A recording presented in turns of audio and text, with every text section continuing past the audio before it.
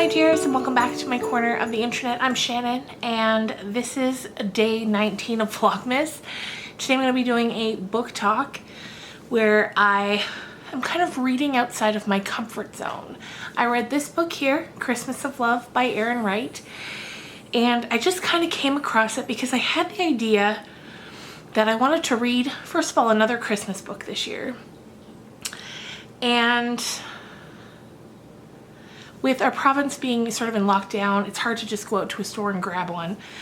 So I picked up my iPad, I went onto Apple Books, and I just started searching for ebooks. And if you know me, you know I don't read a ton of ebooks. I've read like 2.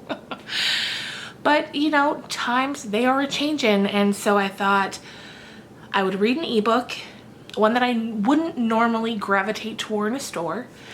And I saw this one, it was free on Apple Books, and I just thought, well, this is perfect. This is perfect. The cover is adorable. It's Christmas. Let's give it a go. Normally, I tend to veer more towards sort of dark, dysfunctional stories, but I thought, you know what? Let's read a sort of perhaps cheesier Christmas story. And I was pleasantly surprised, honestly. Well, it definitely has those elements of cheesy Christmas story, and it was marketed as a Western Christmas romance. There was more depth to it, and I really appreciated it.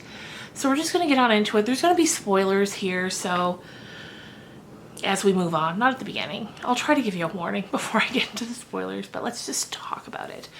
So this book switches perspectives back and forth between our two main characters, Ivy and Austin. Now, Ivy grew up in Idaho, and she left to go to California because her childhood was just awful. It was so bad. She was constantly tormented by various kids at her school to the point where she was really driven to some really low feelings, some really low times. And so when she got old enough, she left and she moved to California.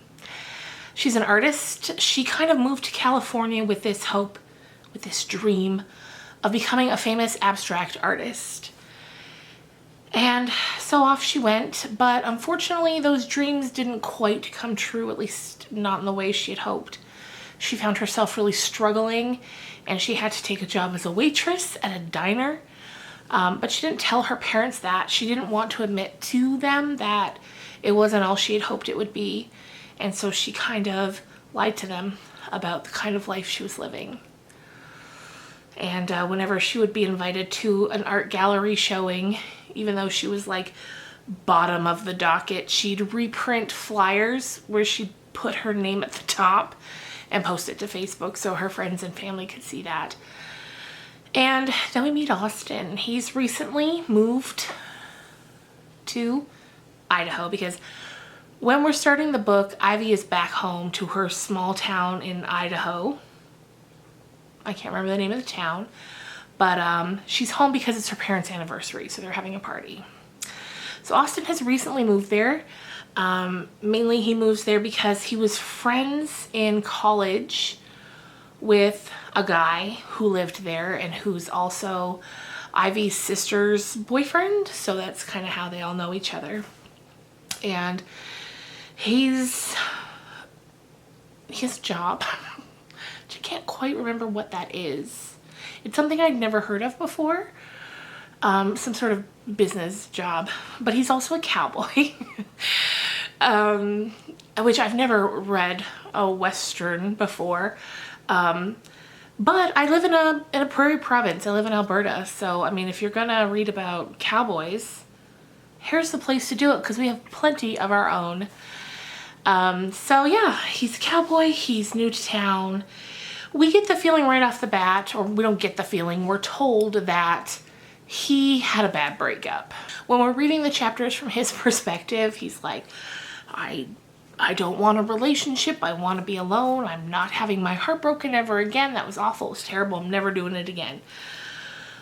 But then right off the bat, he meets Ivy. She actually spills her hot apple cider on him and sparks go a-flying. I guess it's love at first sight. And they both kind of take it with a grain of salt because she's only here for the anniversary party. He knows she's only here for a short time, so they're like, you know what, let's have some fun. And they go on dates, they go skating, they go to a church concert. They just have some fun together. No strings attached, no pressure. It's all going well. And then right when Ivy's supposed to go home, which is before Christmas and New Year's and all that, because of course she works at a diner, so that's a busy time for them. Her sister takes a fall. She had been in a car accident a few years earlier, and now she takes a fall and she ends up in the hospital. It's a pretty nasty spill. And so that causes Ivy to delay her return trip to California. So kind of in the heat of the moment, she calls the airline. She's like, I don't care what it costs. I need to reschedule my ticket. And then later she finds out that those small rescheduling fees are actually astronomical, and she has no idea how she's going to pay to get herself back to California. So I guess if you don't want spoilers, now's the time to click away.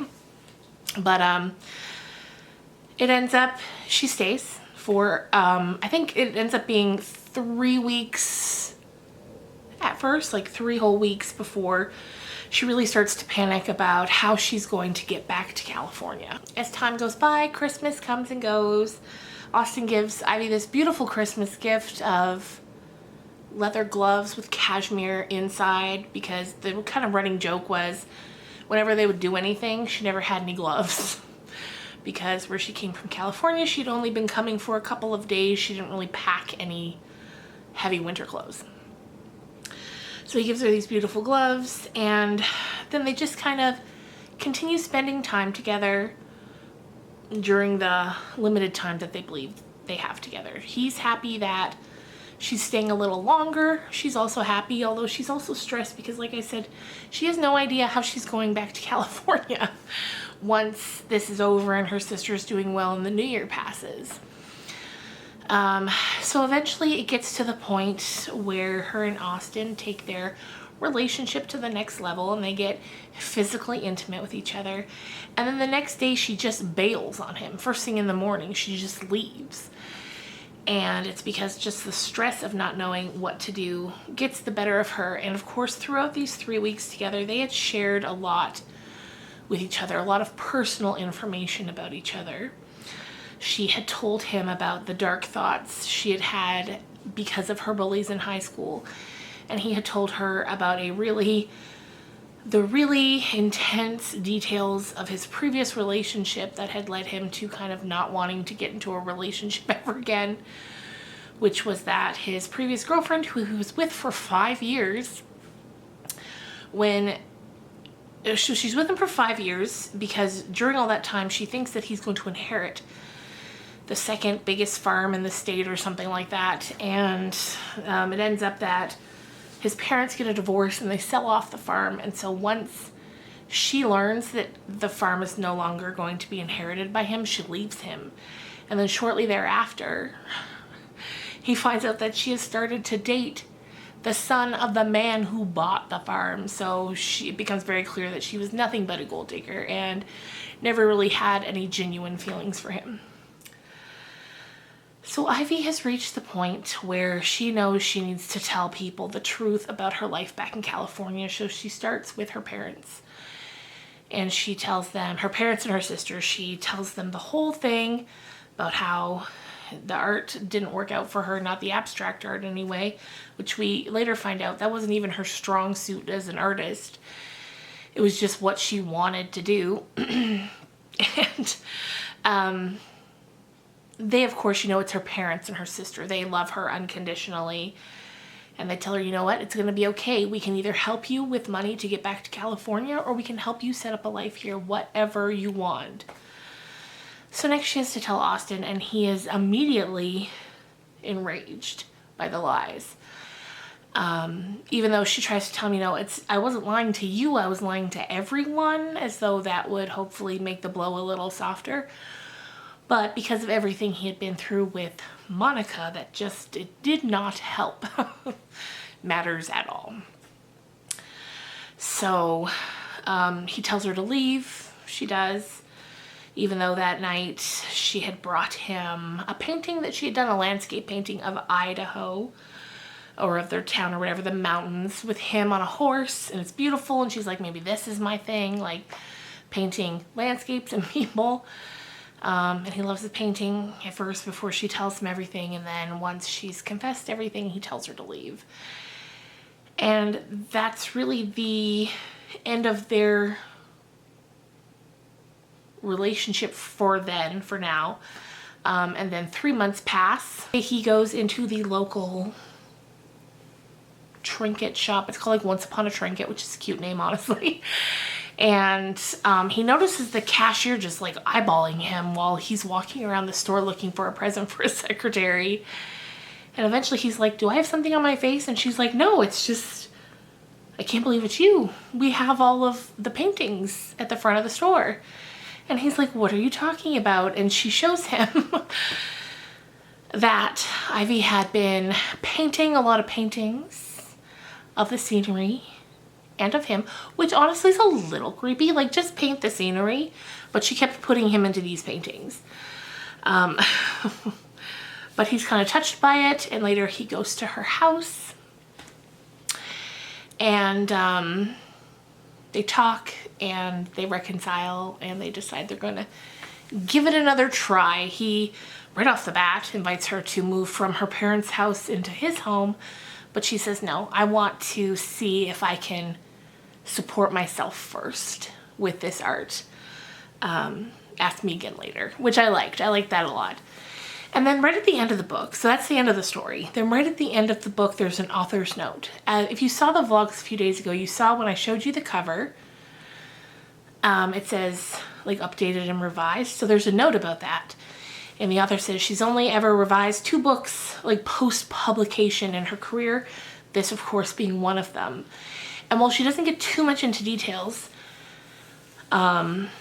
she talks about how she had also been bullied to a very dark place when she was in high school. And she felt like she needed to add those details to Ivy's life to the story. She felt it was very, very important to her. So I'm guessing before the revisions, all that stuff was left out, which is actually what made me really have a soft spot for the book, was those darker details, because it explained Ivy more, and it just really gave you more of a look into her life, and it made you empathize with her all the more. So yeah, I guess that wasn't in the first published copy of that book, and I think it was a great idea to add that. So there you go, you guys. This was my reading outside of my comfort zone book talk. I hope you enjoyed it. If you did, let me know, and maybe once every couple of months I could do this again, go and find a book on Apple Books for free, and one that I wouldn't normally gravitate toward, and just read it and see what we can find, because I think this book was a fun read. Honestly, I flew through it in a day, little over a day, but I flew through it.